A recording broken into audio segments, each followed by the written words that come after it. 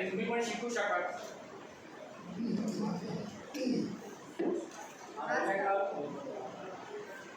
याला अग्निसार म्हणतात। आपला जठराग्नी जो आहे त्याला म्हणतात अग्निसार। नाभिग्रंथी मेरुपृष्ठे शतवार्यांच कार्य असं म्हटलेलं आहे। शुद्धिक्रिया आहे, अग्निसार धवती याला म्हणतात शुद्धिक्रिया। आता उद्यान बंद आहे, आत जो आहे आता पोट आतमध्ये आणि वरच्या रेषेने ओढून घेतलेलं आहे, याला म्हणतात उद्यान बंद। उद्यान बंद प्राणायामामध्ये त्रिबंध वापरले जातात, त्यापैकी उद्यान बंद आपल्या पचन संस्था सुधारण्यासाठी हे आपण वापरू शकतो।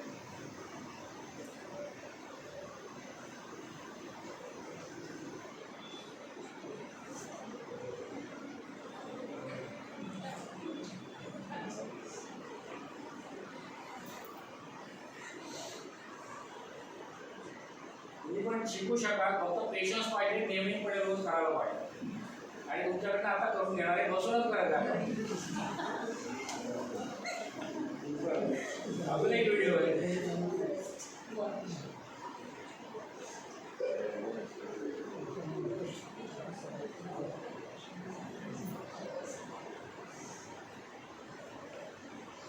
हे आहे नवली चालन। मध्य नवली आहे, मध्ये जर नळ आला नळ म्हणतात काय, तो मध्य नवली म्हणतात त्याला। आणि हे नवली चालन। मी आपला जठर डावीकडे उजवीकडे, दक्षिण नवली, वाम नवली,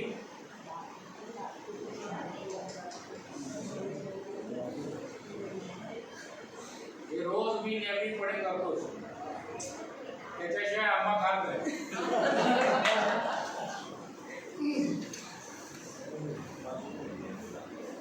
धन्यवाद। आता सर्वात प्रथम मला आज इथे बीबीजीनी संधी दिली प्रेझेंटेशन करण्याची, त्याबद्दल धन्यवाद। हे जे आपण अग्निसार उद्यान बंद जे बघितला,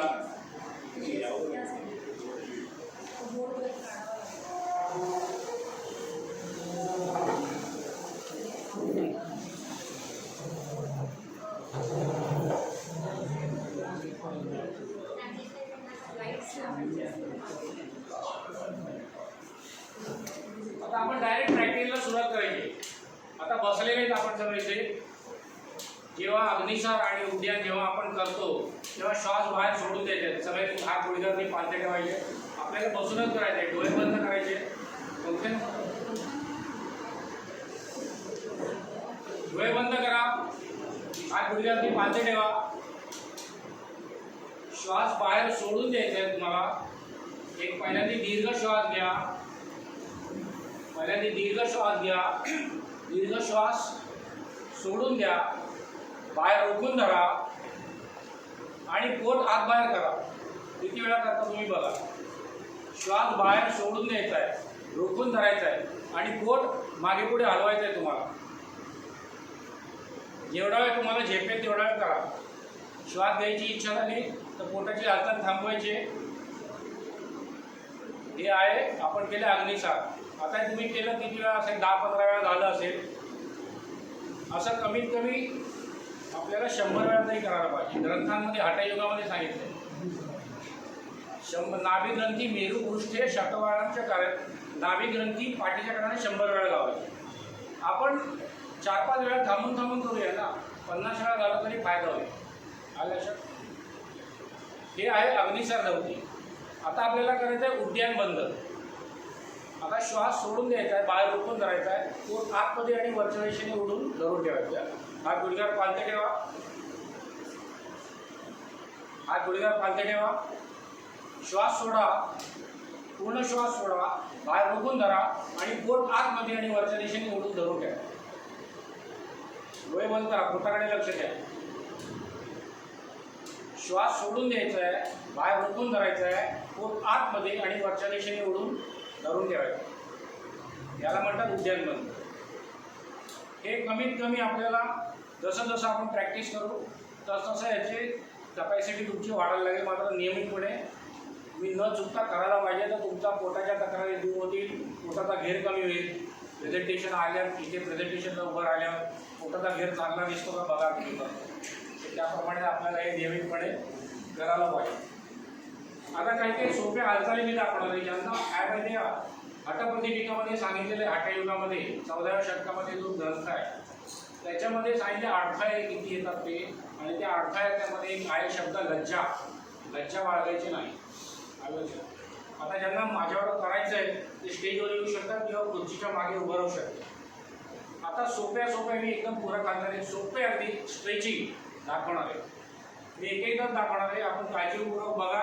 ज्यांना करायचं ते दौडू शकता, उभं राहूनच करायचं. प्रकार पहिला आहे.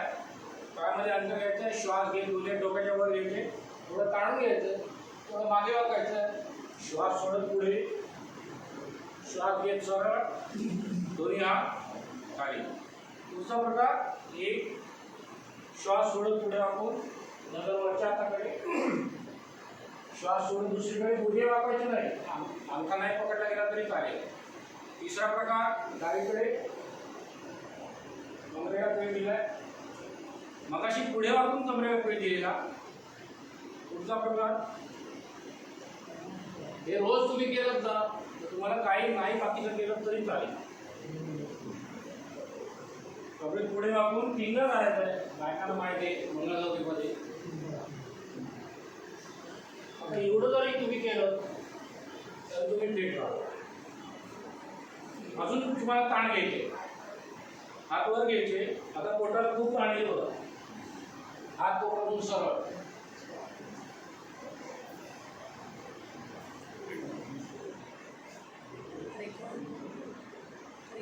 ज्याला खांदा दुखतो त्यांनी स्लो फिरवायचा आहे, एकदाच फिरवायचा आहे स्लो. असं दिवसातून 3-4 वेळा करा. ज्यांना पाठ नंबर दुखते त्यांनी असं करायचं. आता आपली स्वतःची आपण एक टेस्ट करायची, बरोबर आहे. टेस्ट करताना आपल्याला हात टेकवायचे नाही. हात न टेकवता तुम्हाला उभं राहायचं, हात न टेकवता उभं राहायचं. आता काही आपण झोपून आसनं करतो, पोटावरती झोपून, पाठीवर झोपून, पोटावर झोपून, बसून आणि उभं राहून. जसं जसं आपली इतकं बारीक विचार केलाय, जसं लहान मुलाची प्रगती होते तशी आहे. पण आता पूरक हालचाली झाल्यानंतर फक्त 2 सूर्यनमस्कार टाकावे. मंत्र म्हणायला पाहिजे. याच्यावर सूर्यनमस्कारामध्ये मंत्रांचं सामर्थ्य, योगासनाची साखळी, प्राणायामाचा अभ्यास आणि सूर्यनारायणाची उपासना. फक्त 2 गाणं बोलू. ओम ह्राम मित्राय नमः. 1 2 3 4 5 6 7 8 9 10. ओम ह्रीं ह्राये नमः.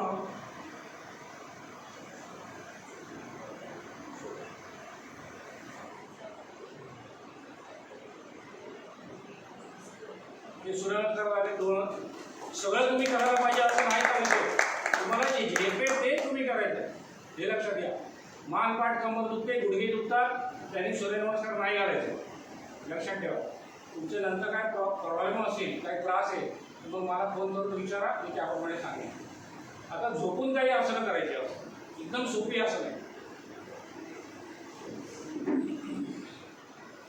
पोटाच्या जाती सगळ्यांना पोटात कसं कमी करायचं हा प्रॉब्लेम असतो, त्याच्यासाठी जातो.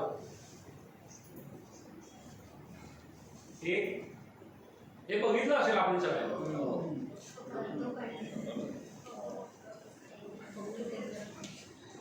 हे करायचं. आता पोटाला खालून दाब दिला, जरा गुडघे वाकायचे नाही. आता पोटाला वरून दाब द्यायचा आहे.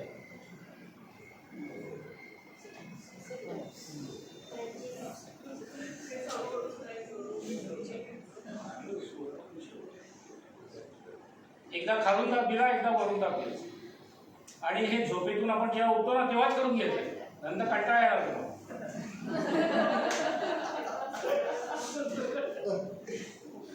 आता सायकल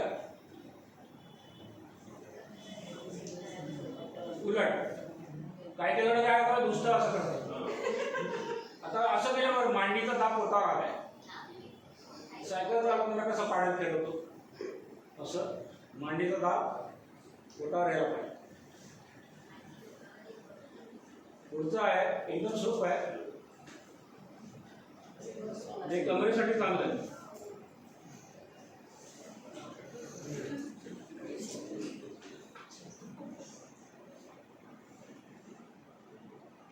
आणि जर तुम्ही नियमितपणे योगासन करत राहिले ना, मुख्य म्हणजे महिलांच्या मासिक पाळीचे प्रॉब्लेम दूर होते 100%.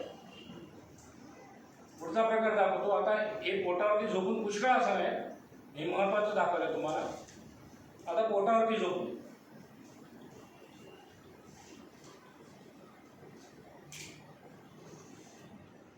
कमरेच्या शेवटच्या मनगटासाठी टाका. आपण पाय नेहमी कधी मागे नेत नाही, कंबर का दुखल्यासारखं पुढे वाकल्यामुळे. त्याला म्हणतात अर्धशरवास. आता पाठीचा कणा मगाशी मी पुढे वाकवला होता, बरोबर आहे. तर सरळ असतं भुजंगासन. एकदम सोपं आहे. इथे थोडा थांबा, पुन्हा खाली. आपली कॅपॅसिटी असेल त्याप्रमाणे करायचं.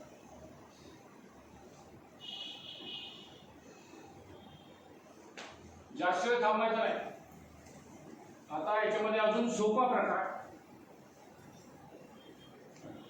सहज हस्त भुजंगासन याला म्हणतात. आता याच्यामध्ये अजून एक आहे,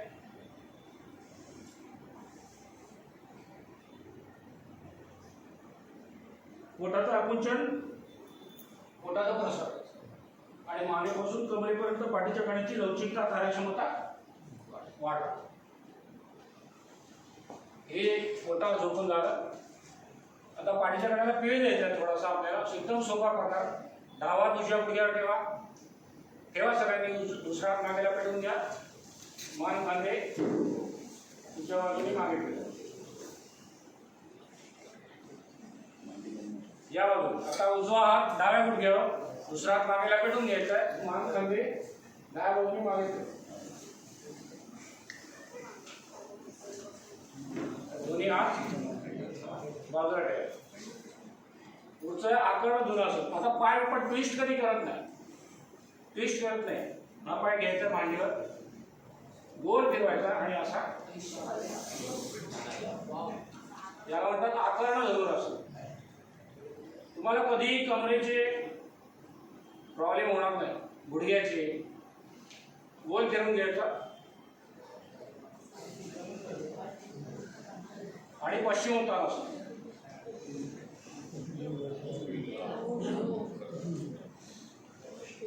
एवढं करायलाच पाहिजे असं नाहीये.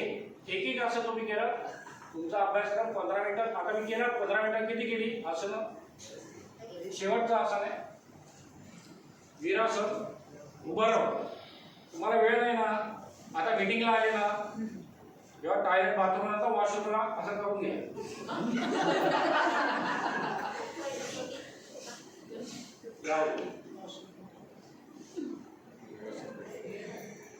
पोटाला किती ताण आला बघा.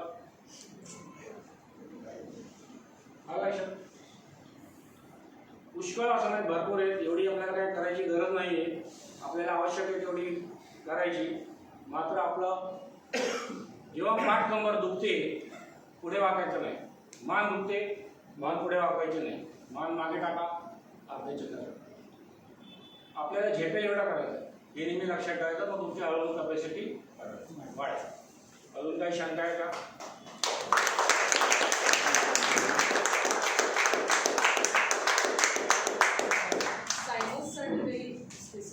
सायनससाठी जलश्वासन आहे.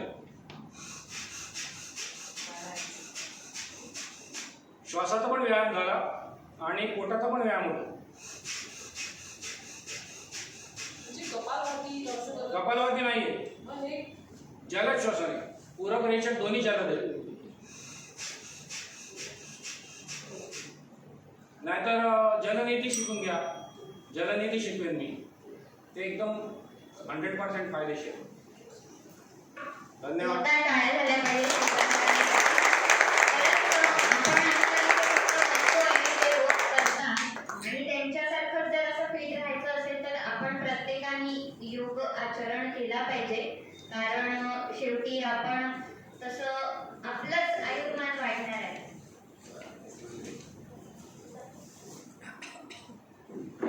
आमचं सांगण्यासारखं म्हणजे आपली सुभाष मंदिर हॉलमध्ये मीटिंग व्हायची. तेव्हा पहिलीच मीटिंग मला आठवते, मी जेव्हा शास्त्रेट झालो आणि काहीतरी आतमध्ये तो हॉल लॉक होता, आतमध्येच बंद ठेवला होता आणि कुठे आतमध्ये झोपला होता तो माणूस. दरवाजा कसा उघडायचा, सगळीकडे कपडे घालून बाहेर वगैरे उभे अर्धा तास. शेवटी सरांनी ते सगळीकडे बघितलं काय झालं आहे का शरीरात. एक छोटीशी खिडकी होती लिटूची, म्हणजे ही पण मोठी आहे, त्याच्यापेक्षा त्याच्या आतमध्ये गेले ते, आतमध्ये शिरले आणि तो जाऊन दरवाजा उघडून आले. म्हणजे तेव्हा सर्व आहे विचाराच्या वर्षी तो माणूस आता 63 होय, 63. एवढ्या छोट्या क्रिकेट मॅच खेळून तो माणूस झाला. काही दुसरी वर्ष सांगायचं म्हणजे आपण 17-18 मध्येच क्रिकेटचा आपण एक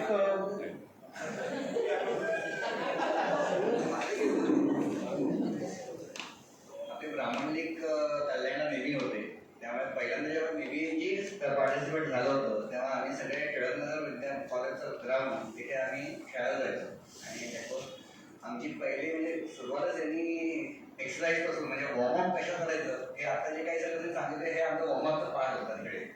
आणि त्याच्यामुळे बरंचसं आम्हाला बरे आमच्याकडे बघून असं पण वाटलं नाही आम्ही चपळ आहोत काही गोष्टी नाही. पण we really when we play badminton cricket we do for all the things. आणि नाशिकला एकदा फक्त त्यांचे टाचा हे झालं मल्लखांब करताना फ्रॅक्चर आणि after being all this he overcome all the things आणि आता अजून ते फिट आहे याच्यामध्ये एक थोडक्यात एक सूचना देता. 21 जून जागतिक योग दिवस आहे, तर त्याच्या अगोदर 2 आठवडे अगोदर योगा विद्यार्थ्यांच्या सगळीकडे कोर्सेस चालू होतील. तुम्ही माझ्याकडे क्लास जॉईन करू नका. माझ्याकडून सल्ला घ्या, तुम्हाला मी शिकवेन, फ्रीमध्ये शिकवेन. पण योगा विद्यार्थी वर्ग जॉईन करा. तुम्ही डिसेंबर एंडपर्यंत योगशिक्ष व्हाल याची मी जबाबदारी घेतो. धन्यवाद. सर म्हणाले जसं 21 जूनला आपली पिकनिक आहे ते तिथे ते आपल्याकडून आसनं करून घेतील.